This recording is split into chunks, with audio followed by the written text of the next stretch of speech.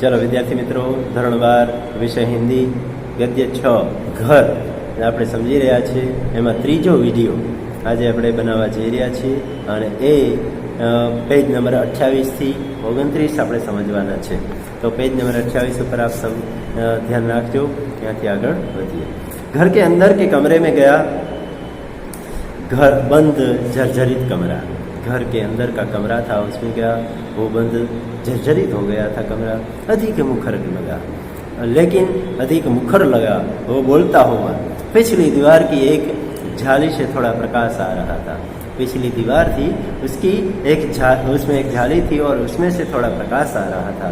एक समय यह कमरा अनाज भरने की मिट्टी की कोठियों और पिटारों से भरा रहता था. एक समय था जब ये कमरा अनाज भरने की मिट्टी की कोठियों और पिटारों से भरा रहता था. वह सब तो पक्का निकाल दिया है, वह सब तो पक्का निकाल दिया है, क्योंकि यहाँ रहते नहीं हैं. तो परंतु अभी भी कोने में दही की बिलोने का बड़ा मटका और खूंटी पर बड़ी रई लटकी है. और लेकिन अभी भी एक कोने में दही बिलोने का बड़ा मटका, જેને છાશ વલોવા માટેનું માટલું કહે, મટકા और खूंटी पर बड़ी रई लटकी है. एक खींटी थी और खींटी में एक रई लटकी. रई यानी વલોણ ગુજરાતીમાં જેને કહેવાય, તો છાશ બનાવવા માટે એ લટકે છે વલોણ. मैं यहाँ जन्मा था, मेरी संतानें भी.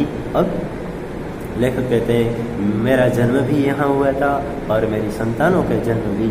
अब बीच के खंड में जहाँ हम खाना खाते थे वहाँ से होकर फिर दालान में आता हूँ.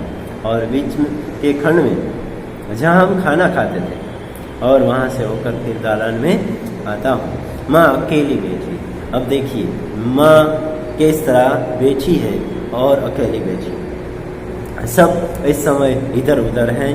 देखता हूँ कि बूढ़ी माँ रो रही है और जो रहने आए सब भाई बहन संतानें तो इधर उधर हैं. देखता हूँ कि एक बूढ़ी माँ है जो रो रही है. माँ को कम दिखाई देता है, माँ की आयु हो गई है इसलिए इसको कम दिखाई दे रहा है, कम सुनाई देता है और कम सुनाई भी दे रहा है. अब अधिक दिन निकाल सके ऐसा भी नहीं लगता. अब अधिक दिन निकाल सके ऐसा भी नहीं लगता. मैंने पास जाकर पूछा यह क्या तू रो रही है माँ. मैंने पास जाके पूछा माँ को कि माँ तू क्या रो रही. और वह जोर से रो पड़ी और वह जोर से रोने लगी. यह घर, बस इतना बोलते, बस इतना ही वह आंसू और हिचकियों के साथ बोल पाए. बस इतना वो बोल पाए कि यह घर, इतना आंसू और हिचकियों के साथ बीच बोल पाए. पिताजी के अवसान के समय नहीं रोई थी उतना माँ इस समय रो रही थी. पिताजी जब पिताजी के अवसान हुआ था तब भी इतना नहीं रोई थी इतना आज माँ रो रही है. धीरे धीरे हिचकियों के बीच उसने कहा यह घर. धीरे धीरे हिचकियों के बीच उसने कहा यह घर. मैं जी रही हूँ तब तक मत निकालो, मैं जब तक जी रही हूँ तब तक मत निकालो. मैं अब कुछ दिनों की ही मेहमान हूँ, मैं इस दुनिया में कुछ दिनों की ही मेहमान हूँ. फिर तुम लोग जो चाहो वही करना. परंतु माँ तूने ही तो कहा था. बोला भाई लेखक और माँ को कहते हैं कि माँ तूने ही तो कहा था कि बेच दे. कहा होगा परंतु वापस यहाँ आने के बाद. माँ कहती है कि कहा होगा हाँ, लेकिन वापस यहाँ आने के बाद मेरी यादें ताज़ी हो गई. नहीं इसे तुम मत बेचो, मैं जी रही हूँ तब तक मत बेचो. उसका रोना बंद नहीं हो रहा था, उसका रोना बंद नहीं हो रहा था. मैं समझ गया कि माँ को ये घर बहुत पसंद है. माँ को रोता देखकर मुझे दुख तो हुआ पर आनंद विशेष हुआ. माँ को रोता देखकर मुझे दुख तो हुआ पर आनंद भी विशेष हुआ, क्योंकि ये घर के साथ उसकी भावनाएं जुड़ी हुई थी. लगा कि उसका हृदय अभी जीवंत है. मुझे लगा कि अभी माँ का हृदय जीवंत है, उसके साथ उसका स्नेह प्रेम है, उसे अभी की जगत में जीवन में रुचि है. इसलिए मैं खुश हो रहा था कि माँ को अभी जगत में जीवन में रुचि है. हम तो मान बैठे थे कि अब तो माँ बस दिन गिन रही. हम तो मान बैठे थे कि माँ तो बस दिन गिन रहे कि कब मौत आ जाए. परंतु घर के प्रति उसका योग गहरा रहा। परंतु मैंने देखा कि घर के प्रति उसका इतना गहरा राग, इतना गहरा प्रेम है, और ये देखा गया उसके रोने में। घर निकाल देने की बात को लेकर मेरे मन में भी अंदर ही अंदर अपराध बोध तो था।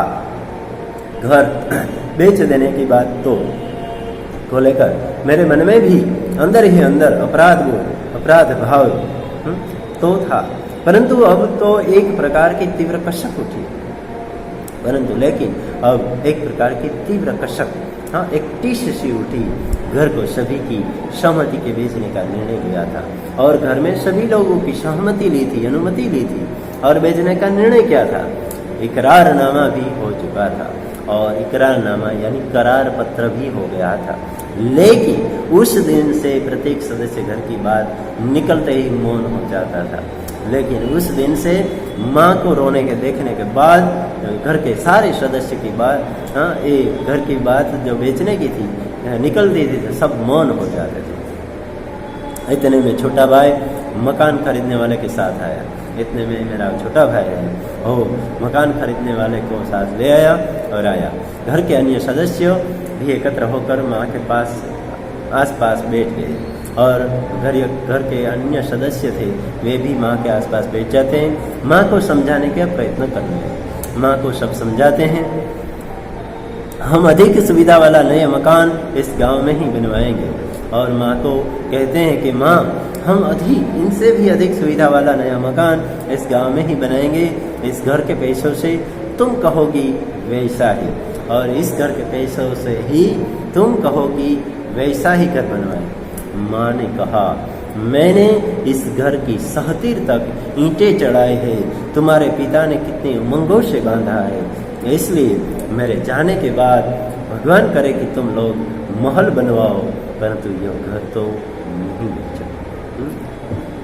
माँ ने कह दिया कि मैंने इस घर की सहतीर यानी ऊंचाई तक मैंने ईंटें चढ़ाई है, गारे के तसल्ले चढ़ाए, तुम्हारे पिता ने कितनी उमंग उत्साह से बांधा है घर, इसलिए मेरे जाने के बाद भगवान करे आशीर्वाद भी देती है, तुम लोग महल बनवाओ, परंतु यह घर तो अभी घर है, इसको मत बेचो। ये छोटा भाई समय की नजाकत समझ गया, और मेरा छोटा भाई था वो समझ गया, समय की नजाकत समझ गया, और उसने मकान खरीदने वाले से कहा, और मकान खरीदने जो आया था उसे भी कह दिया कि भाई कुछ समय तक रुक जाओ, भाई तुम कुछ समय तक रुक जाओ, यह घर देंगे तब तुमको ही देंगे, यह घर बेचेंगे तब तुमको ही बेचेंगे। मैंने देखा कि हम सबकी छाती पर से एक पत्थर सा हट गया था, मैंने देखा कि हम सबकी छाती पर से पत्थर सा हट गया था। बरसात के बाद खुले आकाश जैसा माँ का मुंह देखकर मानो जर्जरित कर हंस रहा था, और जो हृदय पर बोझ सा हट गया, पत्थर सा हट गया, और बरसात के बाद जो खुले आकाश जैसा माँ का मुंह देखकर मानो जर्जरित घर हंस रहा था। अदृष्ट गृह देवता की प्रसन्नता का स्पर्श सभी को हुआ था, और अदृश्य जो गृह देवता घर देवता भी, यहाँ लेखक कहते हैं कि इनकी प्रसन्नता का स्पर्श सभी को हुआ। और ये गद्य का अनुवाद डॉक्टर आलोक गुप्ता ने किया है। विद्यार्थी छात्रगण आप सब बराबर याद रखिए कि ये घर है और नहीं मकान नहीं, और ये घर जो गुजराती में लिखा होगा भोला भाई पटेल ने, लेकिन इनका अनुवाद आलोक गुप्ता ने हिंदी में किया। और इसके स्वाध्याय के प्रश्न भी पेज नंबर 29 से 30 तक हैं, तो ये स्वाध्याय के प्रश्न भी आप अपने बुक में लिख लें और अच्छी तरह से याद कर लें। All the best.